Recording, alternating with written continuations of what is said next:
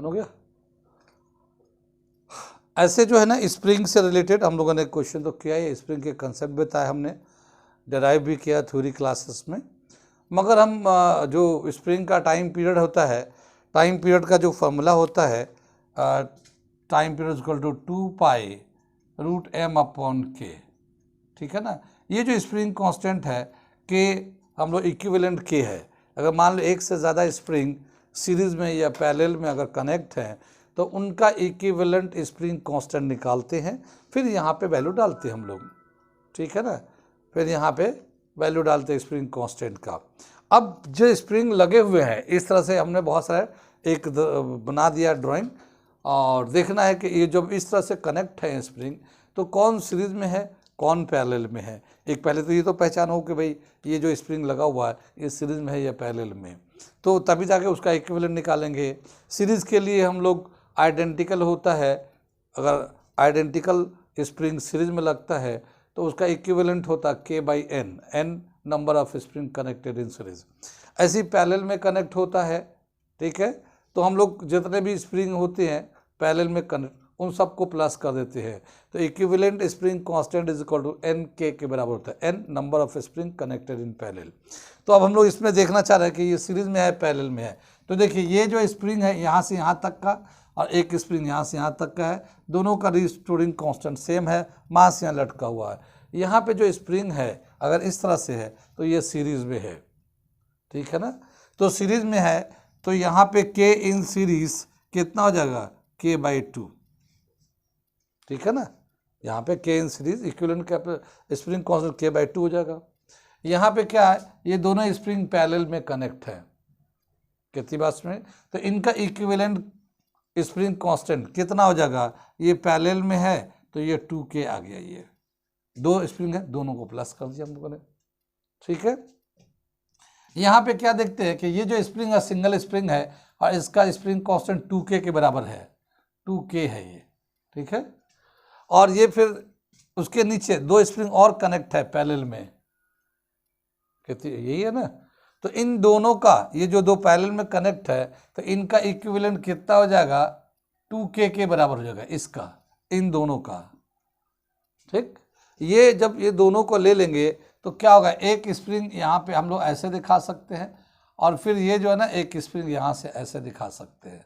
इसी को रीफॉर्म कर रीड्रॉ कर दिया तो 2k इसका भी है 2k इसका भी है, लेकिन ये दोनों क्या हो गया, सीरीज में हो गए, ये दोनों सीरीज में हो गए। तो ये k इन सीरीज अगर निकालेंगे तो k/n, और यहाँ पे k का वैल्यू 2k है, 2k ये है 2k ये है, तो 2k/2, k से k 2 से 2 कैंसिल k, यानी इसका जो नेट स्प्रिंग कांस्टेंट आएगा k के बराबर होगा। समझ में आता है कैसे हो गया, ये दोनों पैरेलल में थे प्लस कर दिया 2k हो गया, 2k ये दोनों सीरीज में है और दो स्प्रिंग है तो k/n, यानी k का वैल्यू 2k था और दो स्प्रिंग है तो k, तो इसका इक्विवेलेंट चारों का ये इतना आ गया k। अब यहाँ पे देखना है, देखिए एक स्प्रिंग जो है ना यहाँ से लगा हुआ, मास बीच में लगा हुआ है और फिर दूसरी तरफ से ये, दूसरी तरफ से फिर फिक्स एंड से लगा हुआ है। तो ये दोनों स्प्रिंग सीरीज में है पैरेलल में है, ये दोनों पैरेलल में है। हाँ ये मैंने इसीलिए बताया कि समझ लो किस किस केस में ये सीरीज में, किस किस केस में पैरेलल है। ये पैरेलल में है, मास जो है ना दोनों से कनेक्ट है, ये मास बीच में इधर से भी कनेक्ट है, जैसे कि इधर फिक्स है इधर फिक्स है, स्प्रिंग का यहाँ मास कनेक्ट कर दिया तो इस स्प्रिंग से भी मास कनेक्ट है, इस स्प्रिंग से भी मास कनेक्ट है, तो दोनों पे उसका लोड पड़ेगा, ठीक है ना। इसमें क्या है, जैसे ये सीरीज में है तो मास सिर्फ एक स्प्रिंग से कनेक्ट है, उससे नहीं कनेक्ट है। इसमें पैरेलल का मतलब क्या हुआ कि दोनों से मास कनेक्ट है, ऐसे यहाँ पे भी मास कनेक्ट, तो यहाँ पे kp जो हो जाएगा, ये स्प्रिंग जो ना पैरेलल में है तो kp हो जाएगा kp is equal to k/2, ठीक है ना, कितनी बात सुनिए। तो अगर हम लोग स्प्रिंग दिया रहेगा कनेक्टेड, किस तरह से कनेक्ट है, तो हमें सबसे पहले चेक करना है कि कौन कौन सा स्प्रिंग जो है सीरीज में है और कौन कौन से पैरेलल में है, फिर उसका इक्विवेलेंट निकाल लेना है, नेट इक्विवेलेंट निकालना है। और टाइम पीरियड जो है ना t, यहाँ पे t is equal to 2πm/k है तो k की जगह पे उसको डालना है बाद में। ये तो टाइम पीरियड भी हो सकता है ये, और फ्रीक्वेंसी क्या होता है, अगर फ्रीक्वेंसी का टर्म में पूछता तो यही फ्रीक्वेंसी जो है new is equal to 1/t हो जाता है, तो इसको रेसिप्रोकल कर देंगे तो 1/2 पाई रूट के अपॉन एम, ठीक है ना। तो फ्रीक्वेंसी के लिए 1/2 पाई रूट के बाई एम हो जाता है। तो जो भी पूछा है टाइम पीरियड फ्रीक्वेंसी, उसके हिसाब से हम लोग के का वैल्यू डाल देंगे। लेकिन पहले हमें ये पता हो कि जो ये के और स्प्रिंग जो है कौन सीरीज कौन पैरेलल में है, ये एक आइडिया होना चाहिए हमें। कितनी बात समझ में आई? तो आगे हम लोग जब क्वेश्चन करेंगे तो इस बात का ध्यान करेंगे। वेरी गुड, वेरी गुड, ठीक है ना। मैं जैसा ड्राइंग अपना मजबूत कर रहा हूँ, ठीक है भैया। आगे पीछे सबको दिख रहा भैया मेरी ड्राइंग कैसी है? थोड़ा बताना मेरी drawing. Oh my God, FM के बाद मेरा ही है क्या? एफएम हुसैन के बाद मेरा ही ड्राइंग है? और तो कोई हो ही नहीं सकता। एनीवे, ये क्वेश्चन हम लोग पढ़ के सुना रहे हैं, बहुत प्यारा क्वेश्चन है ये भी। और अभी तो नए बहुत ही न्यारे क्वेश्चन अभी आने वाले हैं। तो शुरुआत कल से हम लोगों ने स्प्रिंग का किया है। क्वेश्चन क्या है, ये फिगर दे रखा है, देख के समझ में आ रहा है, उसी के बेस पे question. A tray of mass 12 kg is supported by 2 identical spring as shown. ये ट्रे है 12 kg का है, 2 आइडेंटिकल स्प्रिंग है। When tray is press down slightly and release it execute SHM। जब ट्रे को थोड़ा सा नीचे प्रेस करते हैं और फिर छोड़ देते हैं तो वो SHM करने लगता है ऐसे ऐसे। विथ टाइम पीरियड 1.5 सेकेंड, तो उस वक्त टाइम पीरियड होता है 1.5 second. What is the force constant of each spring. तो हर स्प्रिंग का, ये वाला स्प्रिंग का फोर्स कांस्टेंट कितना है। When a block of mass capital M is placed on the tray the period of SHM change to 3 seconds. बोला कि ये एक ब्लॉक है कैपिटल M, जब इसको ट्रे पे रखते हैं तो अब इसका जो SHM करता है उसका टाइम पीरियड 3 सेकेंड्स हो जाते हैं। What is the mass of the block, इसका मास कितना है। कितनी बात सुन में आई? आगे चले हम लोग। प्यारा क्वेश्चन, पूछा हुआ क्वेश्चन IIT में, ठीक है ना। तो ज़्यादा मुश्किल नहीं है, आसान सा है। देखो छोटे छोटे क्वेश्चन ही बड़े बड़े हो जाते हैं। तो सबसे पहले हम लोग देखते हैं, ये जो स्प्रिंग है ये दोनों बताना है सीरीज में है या पैरेलल में है। ये दोनों स्प्रिंग पैरेलल में कनेक्ट है, और जब भी कभी स्प्रिंग पैरेलल में कनेक्ट होता है तो उसका इक्विवेलेंट फोर्स कांस्टेंट जो होता है कैसे निकालते हैं, sum of spring constant of each, सबका सम कर देते हैं। सो द स्प्रिंग, सॉल्यूशन कर रहे हैं हम लोग, the springs are connected in parallel, so its equivalent spring constant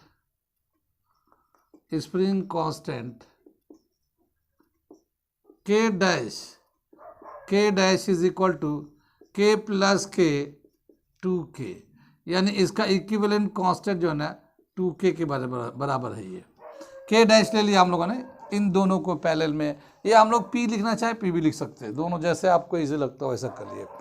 तो इन दोनों का इक्विवेलेंट कांस्टेंट 2K हो गया। अब जब हम लोगों ने इसको ट्रे को रख के स्प्रिंग पे प्रेस करके छोड़ेंगे, SHM करने लगा। तो जब ये SHM करता है तो उस वक्त जो टाइम पीरियड दे रखा है, when tray executes SHM, T time period is equal to 2 pi root M upon K dash। Time period का फॉर्मूला होता है हमारा 2 pi root M by K, लेकिन यहाँ पे 2 स्प्रिंग है तो K डैश ले लिया है, उनका इक्विवेलेंट एक स्प्रिंग कांस्टेंट लगाएंगे। टाइम पीरियड कितना दे रखा है, या अभी इसको हम लोग K डैश निकालना है तो स्क्वायरिंग कर लेते हैं। तो T square 4 pi square M upon K dash, ये ऐसा जगह स्क्वायरिंग कर लिया, स्क्वायरिंग बोथ साइड, ठीक है ना। कितनी बात सुनिए, K dash is equal to 4 pi square M upon T square, ठीक है। 4 pi, 4 का वैल्यू डाल देते हैं, 4 तो 4 है, पाई को 3.14 डाल के स्क्वायर कर देंगे, और मास कितना है ट्रे का, 12 kg का है, टाइम पीरियड है 1.5 का होल स्क्वायर। कितनी बात सुन में। जब हम लोग इसको सिंप्लीफाई करेंगे, जैसे हमें पता है 3.14 का स्क्वायर कितना होता है 9.87, फिर ये इसे आ जाएगा, इसको ये आ जाएगा, सिंप्लीफाई करेंगे तो के डैश का वैल्यू आ जाएगा हमारा 210.34। ठीक है, ये हमारा इसका वैल्यू हो जाएगा हमारा स्प्रिंग कांस्टेंट का। यूनिट होता है न्यूटन पर मीटर। ठीक है ना, स्प्रिंग 210.34 जब वैल्यू डाल के हम लोग देखेंगे तो इतना आ जाएगा। ये कितनी बात समझ में। ये तो के डैश का वैल्यू आया है, और के डैश जो ना इन दोनों का इक्विवेलेंट है। के डैश को हम लोग 2k से रिप्लेस कर सकते हैं, तो के डैश को लिख रहे हैं हम लोग 2k। मैं थोड़ा सा इधर ले लेता हूँ और स्लाइटली थोड़ा सा इधर कर लेता हूँ। ठीक है ना, 1 मिनट अभी रब करूँगा। तो के डैश को हम लोग लिख सकते हैं 2k इज इक्वल टू 210.34, और k इज इक्वल टू 200, इसको 2 से डिवाइड कर लेते हैं, 2 इधर ला के डिवाइड करेंगे 105.17 न्यूटन पर मीटर। तो ये जो है ना के spring constant of each spring है। ईच यानी दो का एक एक का हमारा 105.14 न्यूटन पर मीटर इसका है, 105.14 इसका है, दोनों मिला के 210.34 न्यूटन पर मीटर ये आ जाएगा हमारा। तो ये आ गया पहला पार्ट हमारा जो बोला था, the force constant of each. ठीक है ना, हर एक का what is the force constant of each. तो ये हमारा पहला पार्ट हो गया। अब दूसरा पार्ट करने जा रहे हैं जिसमें हम लोग ये मास कैपिटल M रखेंगे, तो टाइम पीरियड जो ना अब हो जाएगा 3 सेकेंड्स। तो बताना ये मास कितना है। इसको करने के लिए थोड़ा सा हम लोग जगह बना लेते हैं, इसे क्वेश्चन को मिटा देते हैं हम लोग, क्वेश्चन की ज़रूरत नहीं है। ठीक है, तो हम क्वेश्चन मिटा रहे हैं। आगे का हम लोग देख रहे हैं, अगला सेक्शन करने जा रहे हैं हम लोग। क्या बताया, जब इसके ऊपर एक कैपिटल M मास जब रखते हैं फिर इसको ऑसिलेट कराते हैं, SHM होता है, लेकिन अब जो टाइम पीरियड है वो 3 सेकेंड्स का हो जाता है। तो total when capital M is placed on the tray, the time period is 3 seconds। ठीक है ना, तो टाइम पीरियड हम t डैश ले लेते हैं 2 पाई रूट m। तो यहाँ पे m कितना हो गया, एक तो मास वो जो ऊपर से रखा गया है, और एक मास ऑफ द ट्रे ले लेते हैं, कैपिटल M जो यहाँ पे हम लोगों ने यूज़ किया है, स्मॉल m। ठीक है, और नीचे हमारा k डैश होगा, दोनों स्प्रिंग पैरेलल में लगा हुआ है, स्क्वायर करेंगे। ठीक है, या फिर हम लोग ऐसा करते हैं, ये जो टाइम पीरियड था ये फॉर्मूला हमारा यहाँ पे था, इसको इक्वेशन नंबर 1 डाल लेते हैं। ठीक है, और इसको इक्वेशन नंबर 2 डाल देते हैं। ठीक, और ये जो ना 2 को 1 से डिवाइड कर देते हैं, डिवाइडिंग इक्वेशन 2 बाय इक्वेशन 1। ठीक, तो ये टी डैश जो है ना ऊपर आ जाएगा, ये टी जो है ना वहाँ नीचे आ जाएगा। टी डैश का वैल्यू है 2 pi root capital M small m k dash upon 2 pi root small m k dash.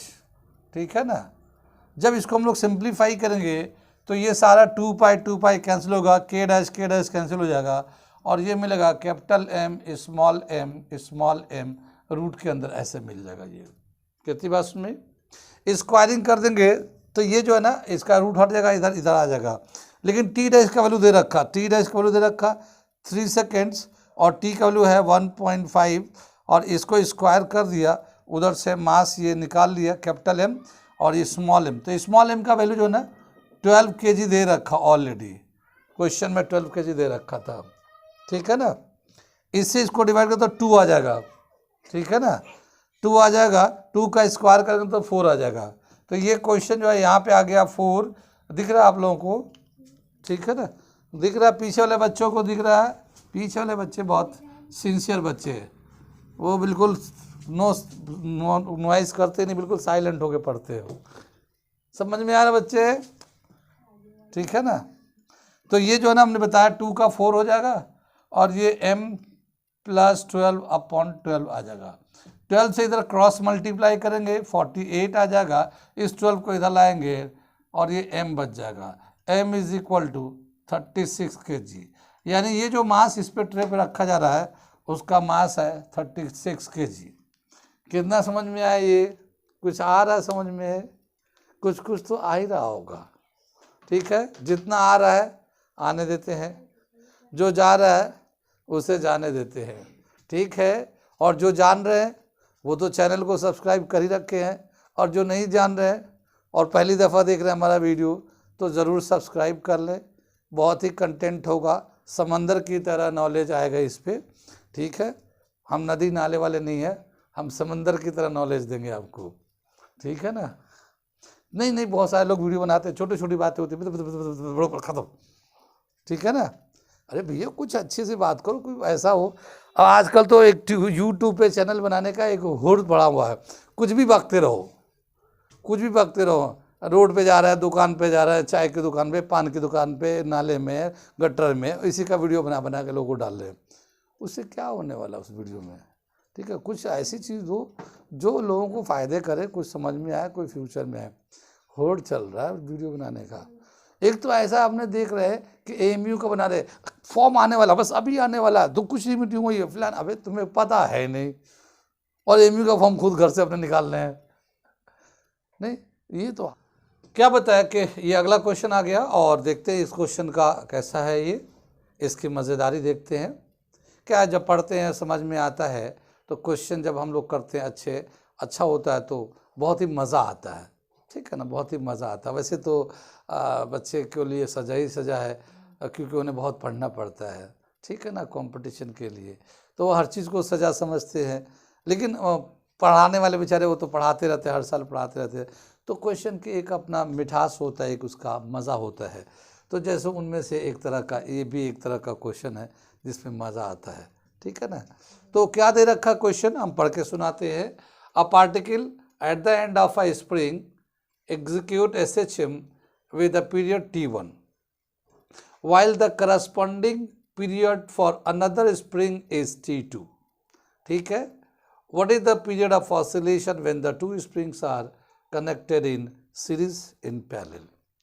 क्या बोला कि एक स्प्रिंग है, उसका जो उसके एक स्प्रिंग है, इसके जो सोल्यूशन कर हम लोग, इसके एंड में अगर एक मास को लटकाते हैं, ठीक है ना, यहाँ पे, तो इसका जो रिस्टोरिंग कांस्टेंट K1 है, और इसका जो ऑसिलेटिंग कर रहा था उसका टाइम पीरियड T1 है, उसका टाइम पीरियड T1 ले लिया, ऑसिलेट कर रहा तो।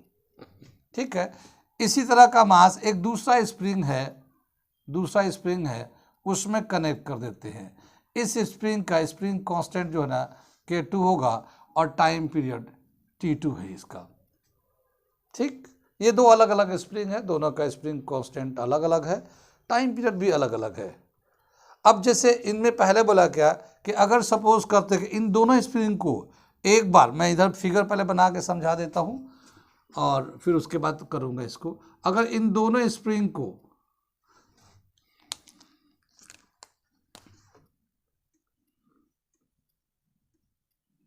ठीक है ना, इन दोनों स्प्रिंग को एक बार सीरीज में कनेक्ट कर देते हैं, फिर उसी मास को लटका देते हैं। ठीक है ना, तो ये K2 है इसका स्प्रिंग कांस्टेंट, और इसका K1 है ये। ठीक है, दोनों इस तरह से है।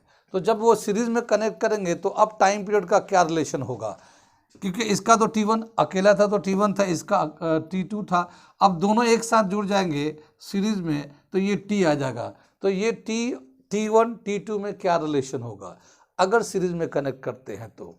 और एक दूसरा सेकेंड पार्ट बोल रहा है कि अगर हम लोग पैरेलल में कनेक्ट कर दें, ठीक है ना, पैरेलल में कनेक्ट कर देते हैं इस स्प्रिंग को, और फिर इसी मास को लटका देते हैं। ठीक है ना, तो इसका तो स्प्रिंग कांस्टेंट K2 था, इसका स्प्रिंग कांस्टेंट K1 है।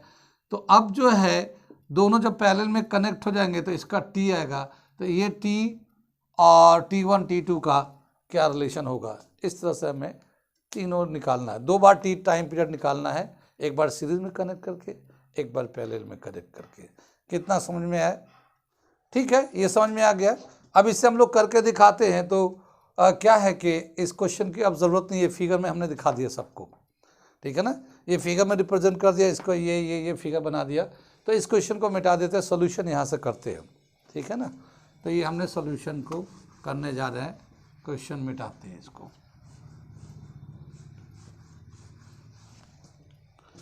सबसे पहले हम लोग कर रहे हैं when springs are connected in series, when springs are connected in series। पहला पार्ट करने जा रहे हैं, ठीक है। जब कभी स्प्रिंग सीरीज में कनेक्ट होता है तो उसका इक्विवेलेंट स्प्रिंग कांस्टेंट कैसे निकालते हैं।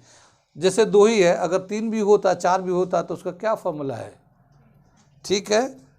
स्प्रिंग जब सीरीज में कनेक्ट होते हैं तो 1/Ks is equal to 1/K1, 1/K2, 1/K3, ये ऐसे ही चलते रहता है। Sum of reciprocal of each spring constant का इस तरह से लेते हैं। कितनी बात सुन में। तो ये हमारा फॉर्मूला होता है, हम लोगों ने थ्योरी क्लास में करा रखा। जिनको समझ में नहीं आ रहा वो वहाँ पे जाके पढ़ सकते हैं स्प्रिंग का सीरीज में पैरेलल में कैसे आया। यहाँ पे क्या बोला, सिर्फ 2 स्प्रिंग है तो हम लोग 2 लेंगे, K1 K2, ठीक है ना।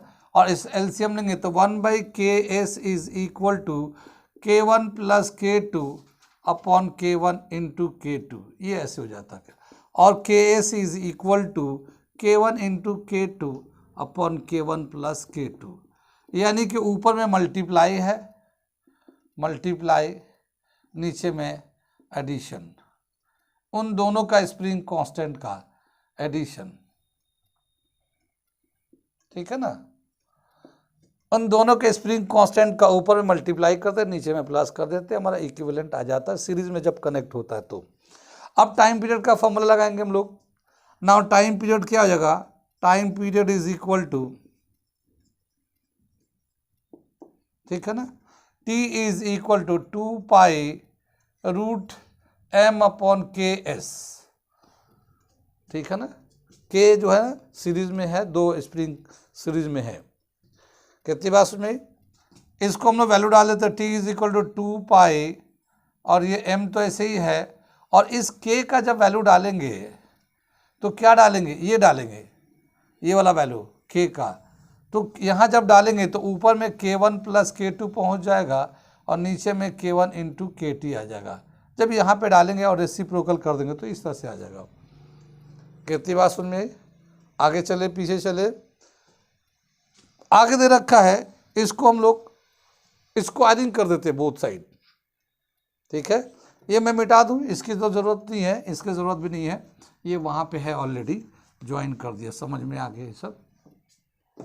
तो हम क्या कर दिए, स्क्वायरिंग कर दिए इसको। T square is equal to 4π square m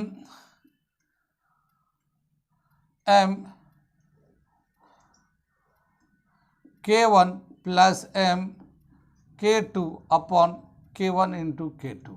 हमने इसको ब्रैकेट को खोल दिया मल्टीप्लाई करके। कितनी बात सुनी, आगे चले, यहाँ समझ लीजिए स्क्वायर किया तो 4π स्क्वायर हो गया, ये m से मल्टीप्लाई करके ब्रैकेट खोल दिया इसको, ठीक। अब हम लोग सेपरेट कर लेते हैं, तो T square is equal to 4π square और MK1 अपॉन K1 K2 फिर plus 4π square MK2 upon K1 into K2, ये हमने सेपरेट कर दिया। कितनी बात सुनिए, ध्यान से देख लीजिए, ये K1 से K1 कैंसिल हो जाएगा, ये K2 से K2 कैंसिल हो जाएगा। ये T square is equal to 4π square MK2 आ जाएगा ये, ठीक है ना। और यहाँ पे आ जाएगा 4π स्क्वायर MK1, ठीक। आगे चले, इसको हम लोग क्या लिख सकते हैं, इसको ये T स्क्वायर से शेयर लेते हैं, ये हम लोग लेते हैं स्क्वायर करेंगे दोबारा से हम लोग, ठीक है ना। तो इसको हम लोग लिख सकते हैं 2π√m अपॉन K2 का होल स्क्वायर। ये देखिए मैंने क्या लिखा है, ये इसको हम लोग अरेंज कर रहे, थोड़ा सा अरेंजमेंट है ये। 4π² को 2π लिख दिया, m/k2 को रूट में डाल दिया, k2 को रूट में डाल दिया, इसका स्क्वायर कर दिया। जब स्क्वायर करेंगे तो 4π² हो जाएगा, रूट कैंसिल होके ये आ जाएगा। कितनी बात सुनिए, समझ में आ गया ये। ठीक इसी तरह से यहाँ पे भी कर देते हैं, 2π√m/k1 का whole square.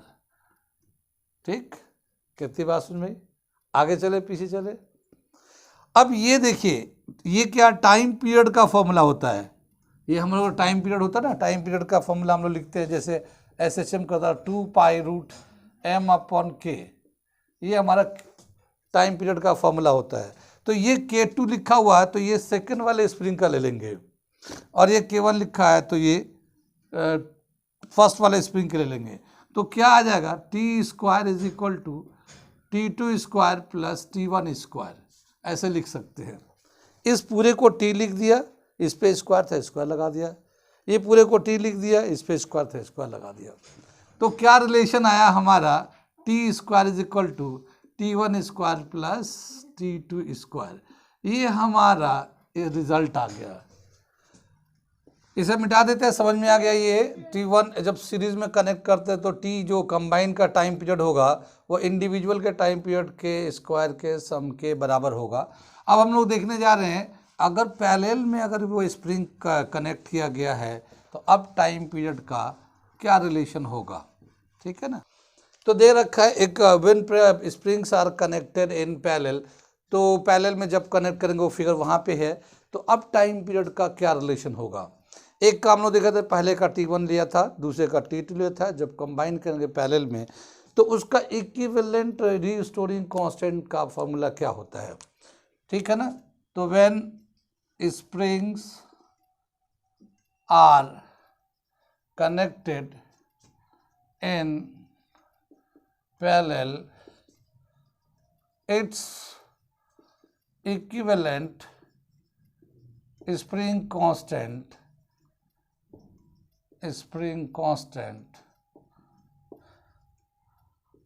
is given as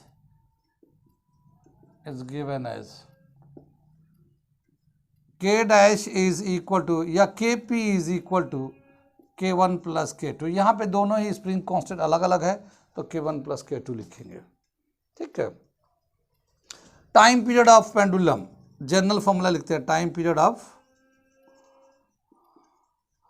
pendulum या SHM, ठीक है ना।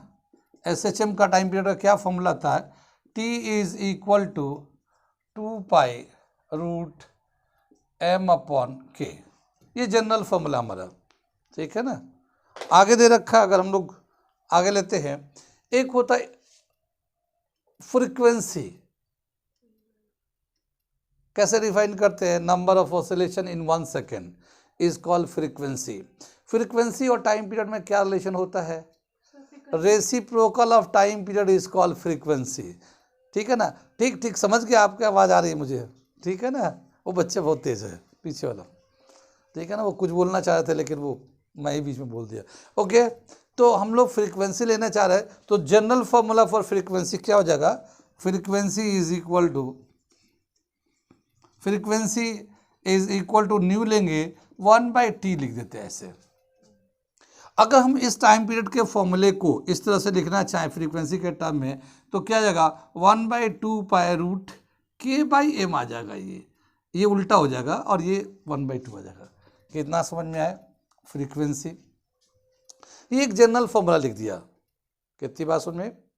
अगर हम लोग एक एक स्प्रिंग का फ्रीक्वेंसी लिखें, पहले जैसे इंडिविजुअल स्प्रिंग था, टाइम पीरियड का t1 का फॉर्मूला लिखा हुआ था, अगर मैं उनका फ्रीक्वेंसी लिखूं इंडिविजुअल, ठीक है, तो frequency of first spring, frequency of first spring nu 1 is equal to 1/2π√m/k1/m, ठीक है ना। ये पहले वाले का हो गया। और दूसरे वाले का frequency of second spring ν2 1/2 pi root K2 upon m। दिख रहा है पीछे वाले बच्चों को K2 अपॉन m, ये हमारा अलग अलग लिख दिया। ठीक, अब हम जब कंबाइन कर लेते हैं, ये कंबाइन कर लिए, तो इनका फ्रीक्वेंसी कैसे लिखेंगे? Frequency of combined spring, combined spring, ठीक है ना, कंबाइंड स्प्रिंग न्यू पैरेलल में कंबाइन है ये, तो nu P is equal to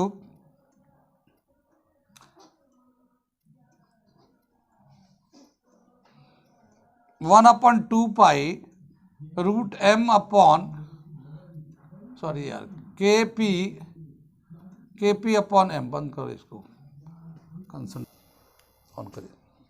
ठीक है, अब के पी को हम लोग क्या लिख सकते हैं? ये nu P is equal to 1/2 pi, और के पी को लिखेंगे K1 plus K2 upon m। ठीक है, अलग अलग। अब ये रूट हटाना चाहते हैं, इस रूट को हटाने के लिए हम लोग स्क्वायरिंग कर देते हैं। ठीक है ना, तो क्या होगा? Nu P square is equal to 1/4 pi square, इसका रूट खत्म हो जाएगा, तो क्या मिलेगा? K1 plus K2 upon m। यहाँ पे हम लोगों ने क्या किया? स्क्वायरिंग बोथ साइड कर दिया, स्क्वायरिंग बोथ साइड्स, ये कर दिया था हम लोगों ने। ठीक, अब इसको सेपरेट करते हैं, तो क्या हो गया? Nu P square is equal to 1/4 pi square K1 upon m, ये हमने सेपरेट कर रहे हैं इसको, और इसको फिर plus 1/4 pi square K2 upon m, हमने सेपरेट कर लिया इसको, इससे मल्टीप्लाई भी कर दिया, इसको अलग कर लिया। इस तरह से दो अलग अलग पार्ट आ गए। ठीक है, nu P square is equal to, इसको हम लोग कैसे लिख सकते हैं? 1/2 pi root K1 upon m का होल स्क्वायर, ये पूरे का होल स्क्वायर कर देंगे। जब ये होल स्क्वायर करेंगे तो ये बिल्कुल इसके बराबर आ जाएगा ये। ठीक है, ऐसे इसे भी चेंज करते हैं, 1/2 पाई K2 अपॉन m का रूट ले लेते हैं, और ये पूरे को यहाँ से स्क्वायर कर लेते हैं। ठीक, तो ये हमारा अरेंजमेंट बहुत थोड़ा सा अरेंजमेंट है, इसको ध्यान करना है, बाकी तो समझ में आ ही जाएगा। ठीक है, ये जो वैल्यू है 1/2 पाई K1 अपॉन m, ये ν1 के बराबर है, और 1/2 पाई K2 अपॉन m ये ν2 के बराबर है। तो हम लोग क्या करेंगे? ये स्क्वायर करेंगे, ν1 स्क्वायर प्लस ν2 स्क्वायर लिख सकते हैं। ठीक है, लेकिन हमें टाइम पीरियड के टर्म में आंसर बताना है, तो टाइम पीरियड फ्रीक्वेंसी का रेसिप्रोकल होता है, तो ये हो जाएगा 1/t square is equal to 1/t1 square 1/t2 square. ये हमारा रिलेशन होता है जब हम लोग पैरेलल में कनेक्ट करते हैं।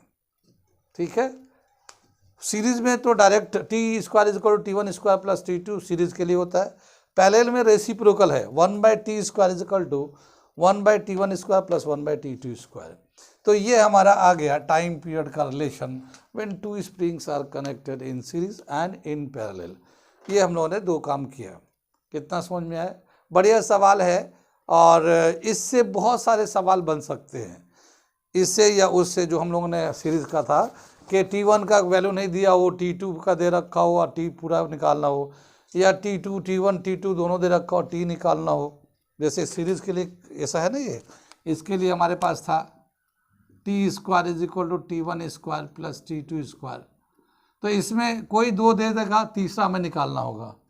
जैसे इसका दे दिया, इसका दे दिया, ये पूरे का निकालना हुआ, या इसका दिया पूरे का दे दिया, इसका निकालना हुआ। ठीक है, तो इस तरह से काफ़ी वेरिएशन बन सकता है, ये फॉर्मूले याद रखेंगे तो। अगला एक सवाल करेंगे, और वो देखिए क्या है, उसको देखते हैं। ऑन करो। ठीक है, ये अगला क्वेश्चन दे रखा है, देखिए क्या है इस क्वेश्चन में, पढ़ता हूँ मैं। A pendulum suspended from a roof of an elevator at rest has a time period T1. When the elevator is moved up with an acceleration a, its time period becomes t2. When the elevator moves down with an acceleration a, its time period becomes t3. Then the relation among t1, t2 and t3 is, ठीक है ना। एक elevator जानते हैं, जो ऊपर lift की तरह जो लिफ्ट होता है वही एलिवेटर कहलाता है। जैसे एलिवेटर वो भी है, जैसे हम लोग मॉल में जाते हैं तो वो स्टेप्स होते हैं, उस पर खड़े जाते हैं, वो अपने आप से ऊपर जाता नीचे जाता है, ठीक है।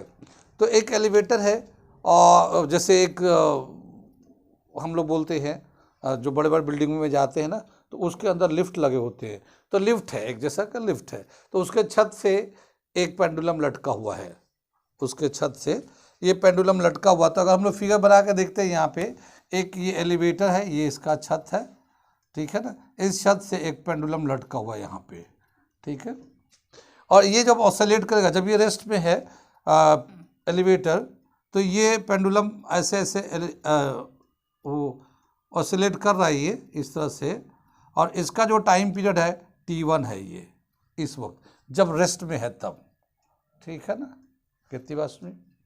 जब ये एलिवेटर ऊपर की तरफ जाएगा, एक्सेलरेशन a है, तो जब एलिवेटर ऊपर की तरफ जा रहा है a एक्सेलरेशन से, तो उस वक्त जो टाइम पीरियड मिल रहा है t2 मिल रहा है ये, ठीक है ना। और यही एलिवेटर जब नीचे आता है एक्सेलरेशन a से, ठीक है ना, तो इस वक्त टाइम पीरियड t3 आता है।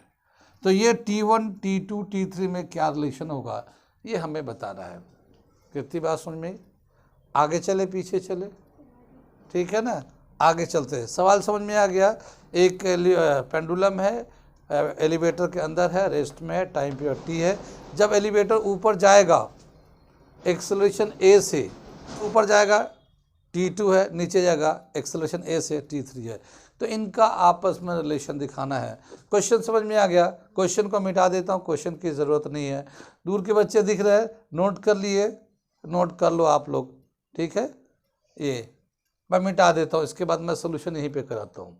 ये फिगर रख लेते हैं यहाँ पे, ठीक। तो इसको हम लोग मिटा देते हैं। ये ब्लू नहीं मिट रहा यार, ब्लू में मसला है।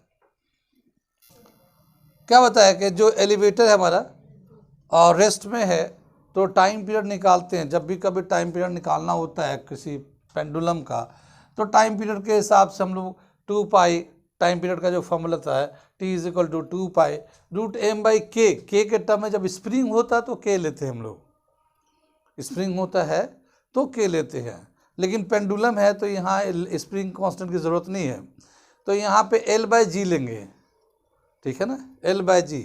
तो टाइम पीरियड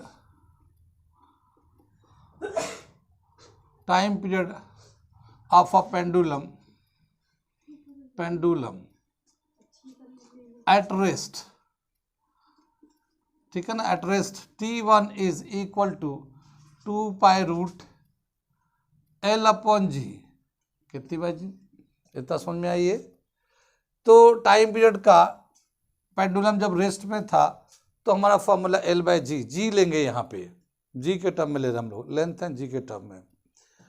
और जी अगर निकालना हुआ, इसको स्क्वायरिंग कर लेते हैं, तो t1 square is equal to 4 pi square L by g, L by g आ गया।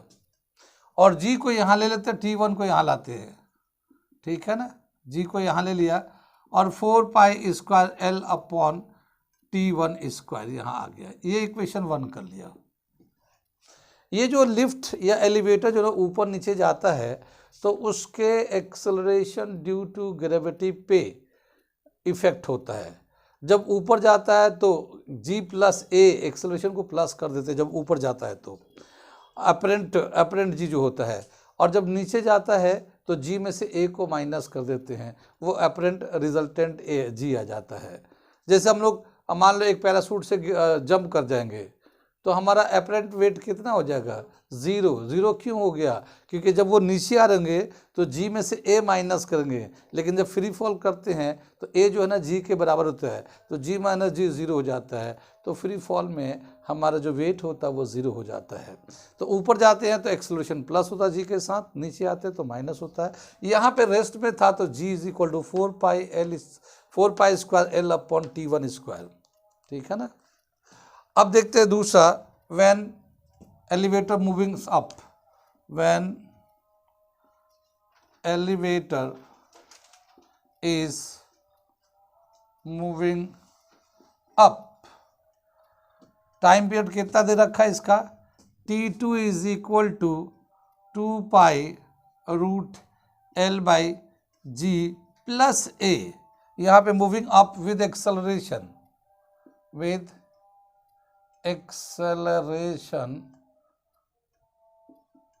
ए, ठीक है ना, ए के, तो ये हम लोगों ने जी के साथ ए प्लस कर दिया ऊपर जगह तो। और इसको हम लोग इसी तरह से देखिए, जैसे इसमें स्क्वायर किया था, जी को इधर लाया था, ठीक यहाँ पे भी स्क्वायर करेंगे और इसको इधर लाएंगे, और g plus a is equal to 4 pi square L upon T2 square. ये सेकेंड इक्वेशन हो जाएगा। कितनी बार में हमने स्क्वायर करके ये इसको इधर ले लिया, शिफ्ट कर लिया, ठीक है ना। इसी तरह से तीसरा कंडीशन दे रखा है, when the elevator moving down, when the elevator is moving down with an acceleration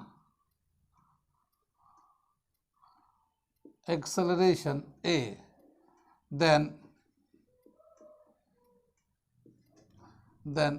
time period जो था हमारा T3, ठीक है ना, तो T3 जो आएगा 2π√L अपॉन जी माइनस ए, क्योंकि नीचे की तरफ जा रहा है। फिर इसको स्क्वायरिंग करेंगे और शिफ्ट करेंगे तो g minus a is equal to 4 square L upon T3 square. ये थर्ड इक्वेशन हो गया। कितनी बात समझ में आई? कहाँ समझ में नहीं है? हम लोगों ने जी को ए का जो चेंज था वो ले लिया, हम लोगों ने उसको चेंज कर लिया। अब क्या करेंगे, adding equation 2 and 3 we get, adding equation 2 and 3 we get, क्या मिलेगा ये देख रहे, जरा ध्यान दिए। यहाँ पे जी, ये 2 नंबर है, जी प्लस ए है, और वो थर्ड नंबर है जी माइनस ए है। जब ऐड करेंगे तो ए कैंसिल हो जाएगा, ए कैंसिल हो जाएगा, ये आ जाएगा 2g, ठीक। बाकी ये वाला टर्म प्लस में आ जाएगा, तो क्या आ जाएगा 4 स्क्वायर एल T2 स्क्वायर, फिर 4 स्क्वायर एल T3 स्क्वायर। कितनी बात सुन में? आगे चले, यहाँ पे तो 2 है, मगर ये जो g है, g का वैल्यू ये वाला यहाँ से उठाएंगे, g का वैल्यू ये यहाँ डाल देते हैं, तो क्या मिलेगा 4 square L upon T1 square is equal to 4 square L T2 square, 4 square L T3 square, ठीक है ना। वहाँ तक समझ में आ रही है? इधर से मिटा देता हूँ मैं, आगे देखता हूँ मैं, ठीक है। आगे क्या दे रखा हमारा, अगर हम इसको चेक करेंगे तो रिलेशन आएगा हमारा, ये जो 4 स्क्वायर एल है, इसमें से दोनों में से कॉमन ले लेते हैं और इससे ये कैंसिल कर देते हैं, ठीक है। यहाँ इसको यहाँ लिखते हैं इस तरफ।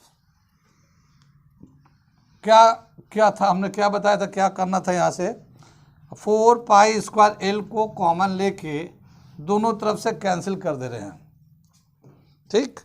तो यहाँ पे जब कॉमन लेके कैंसिल कर रहे होंगे तो ये बचेगा 2/T1 square is equal to 1/T2 square plus 1/T3 square. ठीक है ना, कितनी बात सुन में नहीं समझ में आया? ये 4π² L कॉमन ले लिया, तो इससे 4π² L से कैंसिल हो गया, ये तो 2 बच जाएगा, और यहाँ बचेगा 1/T2², 1/T3², ये हमने कर लिया यहाँ पे। इसका एलसीएम ले लेंगे तो क्या आ जाएगा इन दोनों का, तो T2² + T3² upon T2² T3², ठीक है ना, ऐसे आ गया। इनको हम लोग क्रॉस मल्टीप्लाई कर देते हैं, तो 2T2² T3² और यहाँ आ जाएगा T1² T2² T3², ये क्रॉस मल्टीप्लाई किया ऐसे। और अगर हम लोग इसको इधर ले लेते हैं, पीछे लाते हैं, यानी इसको T2 तो T3 के साथ, तो ये आ जाएगा 2T2² T3² upon T2² T3² is equal to T1²। ठीक, अब ये T का स्क्वायर को अगर इधर लाएंगे तो इधर रूट आ जाएगा, क्या आ जाएगा, ये रूट आ जाएगा, ये मिटा देता हूँ मैं। तो क्या मिलेगा जब इसको स्क्वायर हटा रहे हैं, तो √2T2 into T3 upon T2² T3² के ऊपर रूट आ जाएगा, T1 आ जाएगा ये। तो T1 T2 का ये रिलेशन है √2 into T2 T3 upon T2² plus T3² का होल रूट, ये हमारा इसका रिलेशन आ जाता है T1 T2 T3 का, ठीक है ना। तो ये इस तरह से जब एलिवेटर ऊपर नीचे, देखो कैसे रिलेट कर रहा है ये, ठीक है। तो यहाँ तक हो गया।